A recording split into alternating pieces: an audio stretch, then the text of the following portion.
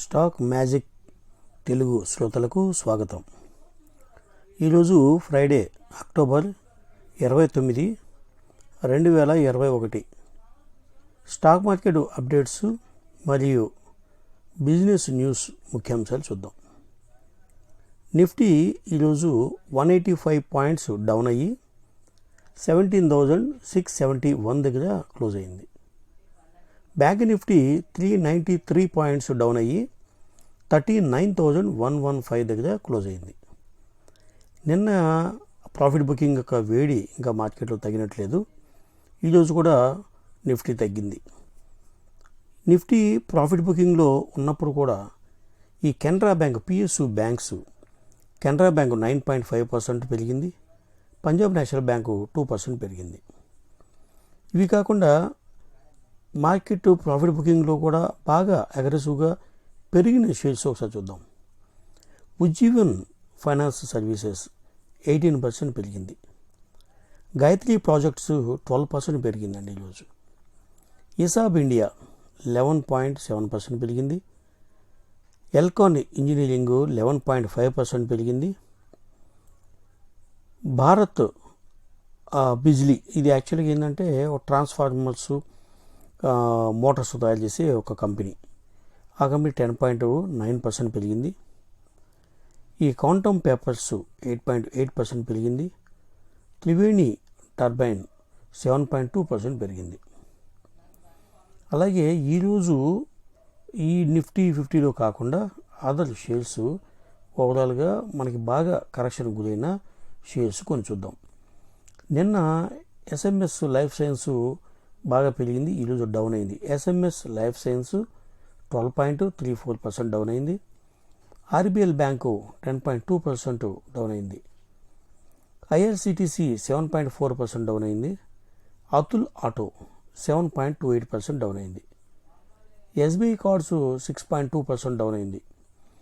హ్యాత్వే 5.8% తగ్గింది. Sequent scientific 5.6% తగ్గింది.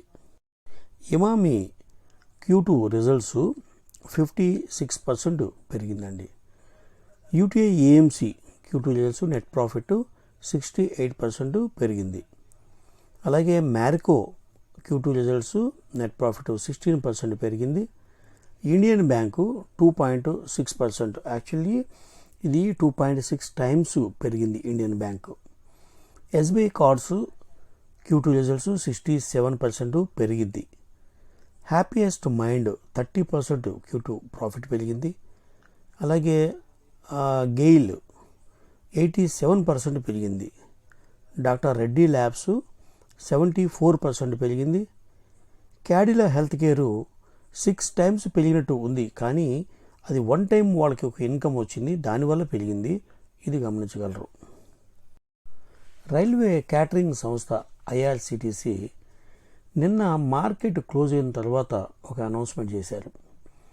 అదేంటంటే వాళ్ళు టికెట్స్ బుక్ చేసుకునేటప్పుడు కస్టమర్ దగ్గర వసూలు చేసే కన్వీన్స్ ఫీ ఏదైతే ఉందో ఆ రెవెన్యూలో 50% గవర్నమెంట్కి, ప్రభుత్వానికి పే చేయాలని దాని యొక్క సారాంశం. ఈ యొక్క నిర్ణయం మార్కెట్ వర్గాలకి ఎవరికీ రుచించలేదు, అందరూ వ్యతిరేకించారు. దానివల్ల ఈరోజు ఆ నిర్ణయాన్ని వెనక్కి తీసుకున్నట్టు ఐఆర్సిటిసి ప్రకటించింది, అది ప్రభుత్వం ప్రకటించింది. ఈ సపైర్ ఫుడ్స్ లిమిటెడ్ అనేది మన ఇండియాలో కేఎఫ్సి, పిజ్జా హట్స్ని మెయింటైన్ చేస్తున్న ఒక సంస్థ. సపైర్ ఫుడ్స్ లిమిటెడ్ ఈ ఇండియాలో మాల్దీవ్స్లో, శ్రీలంకలో ఎక్కడైనా సరే కేఎఫ్సి కానీ పిజ్జా హట్లు కానీ మెయింటైన్ చేస్తున్న సంస్థ ఇదే. ఇండియాలో మాల్దీవ్స్లో కేఎఫ్సి స్టోర్స్ 204 మెయింటైన్ చేస్తున్నారు. ఇండియాలో శ్రీలంక, మాల్దీవ్స్లో పిజ్జా హట్లు 230, మాల్దీవ్స్లో 231 మెయింటైన్ చేస్తున్నారు. సో వీళ్ళు ఆఫర్ ఫర్ సేల్ ద్వారా 1,500 నుంచి 200 కోట్ల నిధులు సమకూర్చడానికి వీళ్ళు ఐపీఓకి రాబోతున్నారు. నవంబర్ 9 నుంచి నవంబర్ 11 వరకు తేదీని నిర్ణయించారు. అయితే ముందుగా ఇనీషియల్గా వీళ్ళు ఇన్స్టిట్యూషనల్స్కి సేల్ చేసి ఆ తర్వాత కొన్ని షేర్లు మాత్రమే పబ్లిక్కి ఇచ్చేందుకు నిర్ణయం చేసుకున్నారు. ఢిల్లీ ఎన్సిఆర్ పరిధిలో Tata Motors and blue smart company సంయుక్తంగా ఈ ఎలక్ట్రానిక్ వెహికల్స్ ఆ రీజన్లో సప్లై చేసేందుకు టాటా మోటార్స్ మెయింటైన్ చేయడానికి బ్లూ స్మార్ట్ సంస్థ సిద్ధపడింది.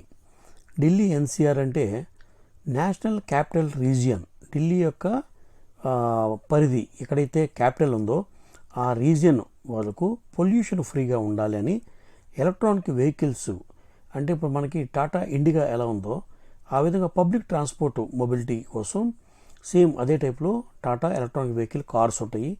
దాన్ని మొత్తం ఆర్గనైజ్ చేసి బిజినెస్ బుకింగ్ అంతా బ్లూ స్మార్ట్ సంస్థ నిర్వహిస్తుంది. వాళ్ళకి సప్లై చేసేది టాటా మోటార్స్ 3,500 వెహికల్ని ప్రస్తుతానికి సప్లై చేస్తుంది. ఇన్ ఫ్యూచర్లో ఇంకా ఎక్కువగా సప్లై చేసే అవకాశం ఉంది. రేపు Q2 రిజల్ట్స్ ఇవ్వబోతున్న కంపెనీల పేర్లు అంబర్ ఎంటర్ప్రైజెస్, ధనుక,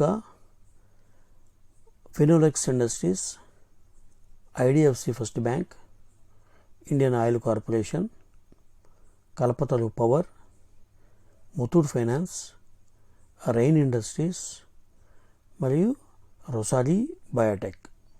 మరిన్ని వార్తలతో రేపు ఈవినింగ్ కలుద్దాం. అంతవరకు సెలవు.